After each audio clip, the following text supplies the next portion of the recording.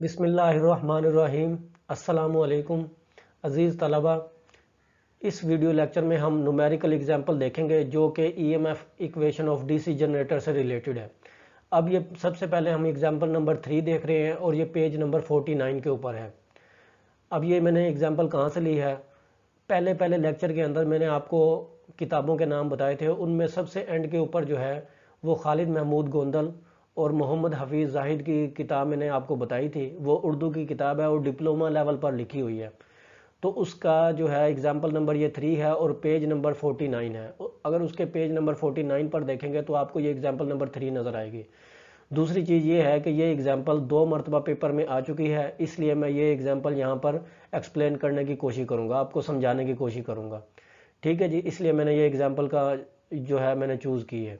अब इस एग्जाम्पल में वो ये कहता है कि एक 4 पोल वेव बाउंड आर्मेचर है जिसके 122 कंडक्टर हैं और वो 1200 आरपीएम के ऊपर घूम रहा है या 1200 आरपीएम के ऊपर वो चल रहा है। आरपीएम का मतलब क्या है, रेवोल्यूशन पर मिनट। ठीक है, अगर उसका फ्लक्स पर पोल 25 मिली वाइबर हो तो उसकी ईएमएफ जनरेटेड मालूम करनी है इसके अंदर हमने। ठीक है, इस न्यूमेरिकल के अंदर हमने क्या करनी है, ईएमएफ जनरेटेड मालूम करनी है। ये जो न्यूमेरिकल एग्जाम्पल है ये सबसे आसान है ये। ठीक है, बिल्कुल आसान तरीन एग्जाम्पल है, इसलिए मैंने ये ली है। और दूसरा ये पेपर में भी आई हुई है तो इसलिए पेपर के पॉइंट ऑफ व्यू से भी ये अहम है। अब सोल्यूशन के अंदर आते हैं। सोल्यूशन के अंदर अगर आप देखेंगे तो मैंने सबसे पहले यहाँ पर जो है वो वेव बाउंड आर्मेचर लिखा है। ठीक है, इसकी एक वजह है वेव बाउंड आर्मेचर लिखने की। ठीक है, अब इसके नीचे हम देखते हैं कि न्यूमेरिकल में हमें क्या क्या डाटा दिया गया है। सबसे पहले नंबर पर है number of poles. Number of pole को P से शो करते हैं तो P इज इक्वल टू 4। ठीक है, क्योंकि 4 पोल का आर्मेचर है। उसके बाद number of parallel path.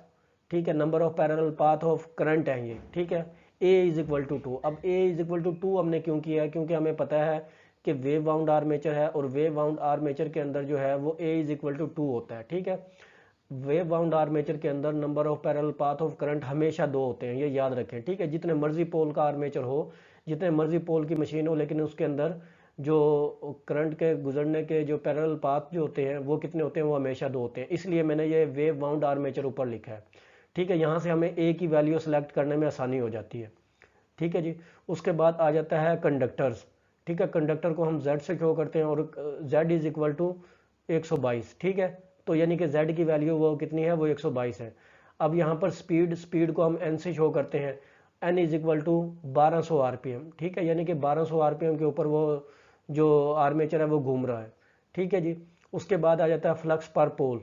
Flux पर पोल को हम फाई से जाहिर करते हैं और ये बराबर है किसके, 25 मिली वाइबर। ये हमेशा याद रखें, ये 25 मिली वाइबर जो है ना, ये जो मिली है ना, इसको हमने ख़त्म करना है। तो मिली को ख़त्म करने के लिए मैंने क्या किया, 10 की पावर -3 से मल्टीप्लाई कर दिया।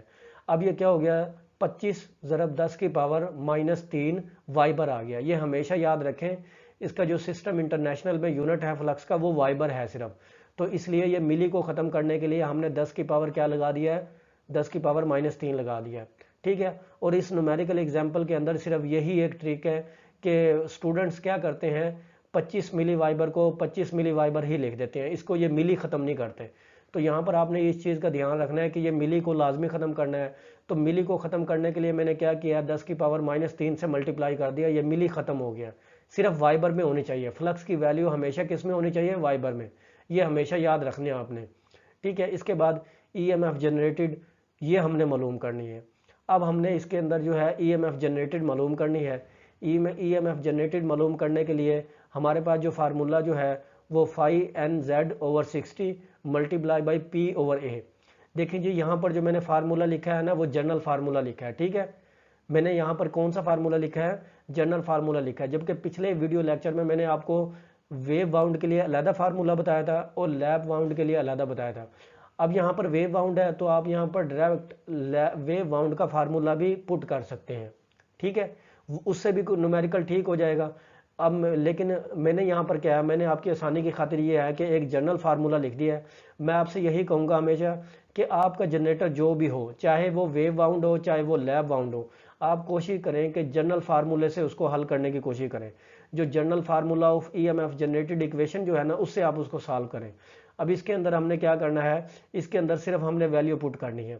मैं दोबारा फिर आपको एक बात बता दूं, ये जो फाई है ना, फाई, इसको हमने वाइबर में पुट करना है। अगर आप यहाँ पर देखेंगे इक्वेशन के अंदर, तो यहाँ मैंने 25 ज़रब 10 की पावर -3 पुट किया है। ठीक है जी, यहाँ पर मैंने क्या पुट किया है, 25 ज़रब 10 की पावर -3 पुट किया है। ठीक है, ये हमेशा याद रखें। स्टूडेंट्स क्या गलती करते हैं कि सिर्फ 25 पुट कर देते हैं। ठीक है, यहाँ पर सिर्फ 25 पुट नहीं करना हमने, यहाँ पर हमने 25 ज़रब 10 की पावर -3 इसको वाइबर में लेके आना है। क्योंकि अगर आप न्यूमेरिकल एग्जाम्पल में देखेंगे तो ये चीज़ हमें मिली वाइबर में दी हुई है, और यही एक चीज़ है इस न्यूमेरिकल एग्जाम्पल के अंदर। ठीक है, जहाँ पर स्टूडेंट्स गलती कर जाते हैं। तो होता क्या है कि स्टूडेंट को एग्जाम्पल तो आती है, इंतहाई आसान एग्जाम्पल है, लेकिन वो गलती कहाँ पर करते हैं, इस 25 मिली वाइबर के अंदर गलती कर देते हैं। तो इसीलिए ये मैंने काफ़ी मरतबा देखा है, इसलिए मैंने ये एग्जाम्पल जो है ना यहाँ पर लिया। यहाँ पर मैं क्या पुट करूँगा, 25 ज़रब 10 की पावर -3 मल्टीप्लाई बाई 1200। 1200 क्या है, एन की वैल्यू क्या है, 1200 है। उसके बाद जेड है, और जेड की वैल्यू मेरे पास क्या है, जेड की वैल्यू 122 है। ठीक है, नीचे क्या आ जाएगा, बटा में 60 आ जाएगा, ज़रब, इसके बाद क्या आ जाएगा, ए पी की वैल्यू। अब देखें पोल कितने हैं हमारे पास, पी की वैल्यू 4 है और ए की वैल्यू 2 है, तो 4/2 मैंने पुट कर दिया। ठीक है, मैंने यहाँ पर क्या इस्तेमाल किया, मैंने यहाँ पर general formula of EMF equation मालूम की है। इस सारी चीज़ को जब आप हल करेंगे तो आपके पास 122 वोल्ट आ जाएंगे। ठीक है जी, आपके पास क्या आ जाएंगे, 122 वोल्ट यहाँ पर आपके पास आ जाएंगे। ठीक है, इस सारी इक्वेशन को जब आप हल करेंगे। ठीक है जी, एक मरतबा मैं फिर इस एग्जाम्पल को रिपीट कर देता हूँ, क्योंकि अब आपने ज़्यादातर जो है DC मशीन के अंदर जो है वो ज़्यादातर न्यूमेरिकल है। ठीक है, पहला चैप्टर था उसके अंदर न्यूमेरिकल नहीं थे इतने ज़्यादा, लेकिन जो DC जनरेटर का हमने चैप्टर शुरू किया है इसके अंदर टोटली न्यूमेरिकल है। ठीक है जी, जो भी आप टॉपिक पढ़ेंगे उससे रिलेटेड न्यूमेरिकल आपके कोर्स में शामिल है। और मैं आपको ये भी बता दूं कि DC मशीन के पेपर के अंदर न्यूमेरिकल भी बहुत ज़्यादा आते हैं। तो ये चीज़ याद रखें, न्यूमेरिकल आपने लाजमी करने हैं, और न्यूमेरिकल से ही बंदे का कंसेप्ट क्लियर होता है। ठीक है, दोबारा मैं आपको एक चीज़ ये रिपीट कर देता हूँ एग्जांपल, कि एक 4 पोल का वेव बाउंड आर्मेचर है जिसके अंदर 122 कंडक्टर हैं, और उसकी स्पीड जो है वो 1200 RPM है। यानी कि आर्मेचर के जो चलने की स्पीड है वो कितनी है, वो 1200 RPM है। मतलब कहने का ये है कि 1 मिनट के अंदर वो 1200 चक्कर लगा लेता है, और उसका फ्लक्स पर पोल जो है वो 25 मिली वाइबर है। आपने फाइंड द EMF जनरेटेड मालूम करनी है। अब इसके अंदर नंबर ऑफ पोल्स P = 4 के बराबर है, वो इसने पहले ही बता दिया न्यूमेरिकल के अंदर। Number of parallel path of current A = 2। अब हमने A = 2 क्यों किया है, क्योंकि हमारा वेव बाउंड है। जब भी वेव बाउंड की बात होगी तो हमेशा याद रखें कि वेव बाउंड के अंदर A जो है वो 2 के इक्वल होगा। Number of parallel path of current जो है वो हमेशा 2 होंगे, चाहे पोल जितने मर्जी हों। अब आप यहाँ भी देख सकते हैं कि यहाँ पर पोल 4 हैं, लेकिन करंट के रास्तों की तादाद कितनी है, 2 है सिर्फ। ठीक है जी, अच्छा, इसके बाद आ जाता है Z। ठीक है, कंडक्टर। अब कंडक्टर को हम Z से शो करते हैं, तो 122 कंडक्टर है। इसके बाद स्पीड आ जाती है, स्पीड जो है उसको हम N से शो करते हैं। ठीक है, तो यहाँ पर N = 120 1200 RPM है। ठीक है जी, 1200 RPM जो है हमारी वो स्पीड है। उसके बाद फ्लक्स पर पोल जो है वो 25 मिली वाइबर है। अब मैंने यहाँ पर मिली वाइबर को ख़त्म करना है। ठीक है, तो यहाँ पर मैं क्या करूँगा, मिली को ख़त्म करने के लिए 25 ज़रब 10 की पावर -3 से मैं मल्टीप्लाई कर रहा हूँ ताकि मिली ख़त्म हो जाए। तो ये किस में आ गया, ये वाइबर में आ गया। ठीक है, हमेशा आपने फ्लक्स को वाइबर में यूज़ करना है, क्योंकि सिस्टम इंटरनेशनल में फ्लक्स का जो यूनिट है वो वाइबर है। उसके बाद EMF जनरेटेड का फार्मूला लिखना है। अब मैंने यहाँ पर मैं आपको यही कहूँगा कि आप जनरल फार्मूला याद कर लें, और हर जनरेटर के अंदर, हर न्यूमेरिकल के अंदर जनरल फार्मूला इस्तेमाल करें आप। ठीक है, तो जनरल फार्मूला क्या है, 5NZ/60 मल्टीप्लाई बाई P/A। अब इसके अंदर आप सिर्फ जो है क्या करें, वैल्यू पुट कर दें। और मैं दोबारा से फिर एक बात बता दूं कि 5 की जगह आपने 25 ज़रब 10 की पावर -3 पुट करना है। ठीक है, उसके बाद मल्टीप्लाई बाई 1200 के है वो N है, और मल्टीप्लाई बाई 122। ठीक है, 122 हमारे पास क्या है, कंडक्टर की तादाद है, Z की वैल्यू 122 है, बटा 60 मल्टीप्लाई बाई 4/2। जब इस सारे एग्जाम्पल को आप सॉल्व करेंगे तो आपके पास कितने वोल्ट आ जाएंगे, 122 वोल्ट जो है वो उसकी EMF जनरेटेड है।